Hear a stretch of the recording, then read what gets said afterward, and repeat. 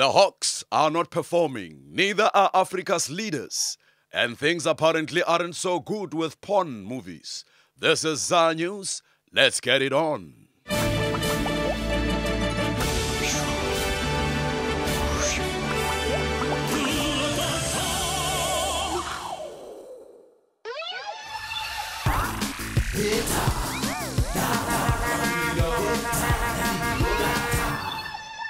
The police have drawn stinging criticism over the poor success rate of the Hawks, the elite crime-fighting unit, just 11% compared to the 90% of the controversially disbanded Scorpions.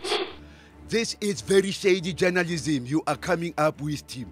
These figures are referring to the arrest of the criminals, not to the success. I don't understand, General. The Hawks are not dealing with criminals with the arrest. We are giving the criminals the taste of their own medicine. You and Big Mama? Baba, boom, boom, Team. Don't you ever forget it. When it comes to shooting dead the criminals, we are right up there, 100%. And innocent bystanders? What's the hit rate, General? Team, you journalists are kissing the criminals with that kind of talk because the innocent bystander is just the criminal waiting to happen. What about the recent report that says that only 14% of the country's 34,000 detectives have proper training? That is another lie, Tim. We are training our people with the best technology available. Really? And what technology is that, General? The American Techno Power Plate, the ultra-heavy titanium Russian weights, and the Chinese multi-rotor spinning bikes. I have tested all of them personally. Look, stomach in, chin out. Oh, yes, we have heard about your private gym. The 500,000 Rand one at your new 4 million Rand home. You are sounding like a shady journalist again, Tim. Do you want to take a ride in the middle of the night in the police car with my trained detectives? Huh? To Mpumalanga and back, if you are lucky. Gosh, it sounds more and more like the Wild Wild West out there. Yes, and I'm the sheriff. Don't ever forget it. ANC Youth League President Julius Malema narrowly escaped having assets worth 50,000 rands attached on Friday by the sheriff of the court for failing to pay the damages he was fined by the Equality Court. Mr. Malema. Mr. Malema, sir. Shh! Agent, you are giving my position away. I beg your pardon? Quiet! I'm hiding from the sheriff. He's coming to make the troubles. Why not just pay the fine? How, Tim? I'm just a poor revolutionary. I don't have this money. I'm living on handouts. Oh, what about handing out some of these handouts then, Mr. Malema? There is nothing, Tim. The counter-revolutionary forces have taken my bodyguards. Now I'm in great danger. From who? Shh! Tim, he's coming. Where are you, boy? Come out. I know you are here somewhere. There are two ways of doing this, boy.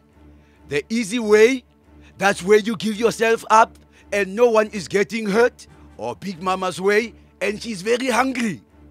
What's it to be, punk? Are you making our day? This revolutionary boy you are looking for, he's not here. He's somewhere else.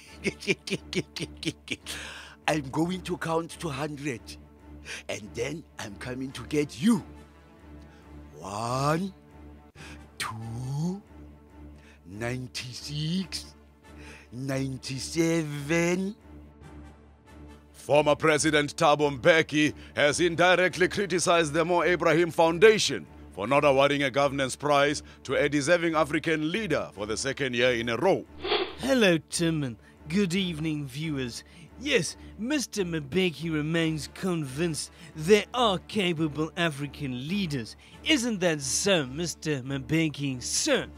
Exactly. There are many leaders on the continent who are committed to peace in the continent, democracy in the continent, and changing things for the better. Certainly, Mr. Mbeki, sir. There must be, well, many such leaders. Yes, Mahindra, there are many leaders who would further the advancement of the African Renaissance, leaders who would do their utmost to ensure that this is the African century.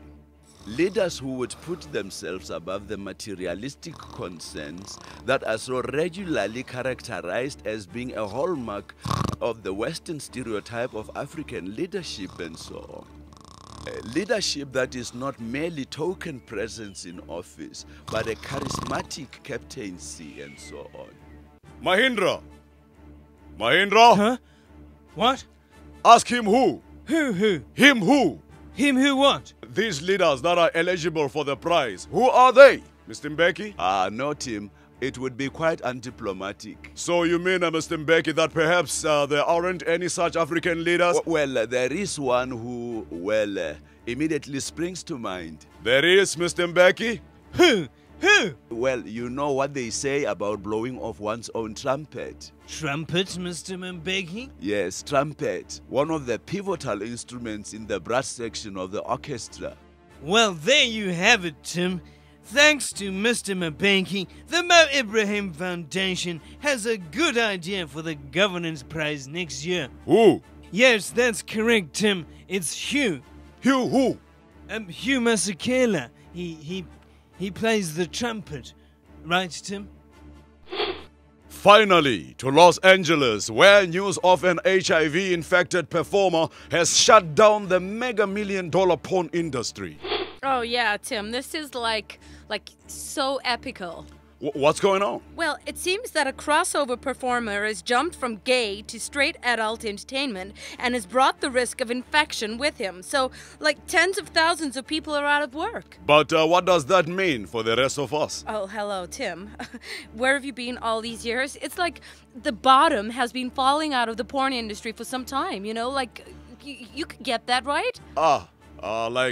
We know. What? Yeah, well, the porn industry is so, oversaturated as it is, and for some time now, the industry has become swamped with, mainstream people, normal people trying to come into the porn business. Mainstream people? Does that mean that porn is becoming respectable? No, Tim, it means that porn stars are starving. There's no money in porn anymore, everybody's doing it. It's boring. It is? Yeah, Tim, a lot of these girls have got to act in proper movies now to survive. Act in proper movies? That's a bad thing? For us normal actors, yeah, we come first. You do?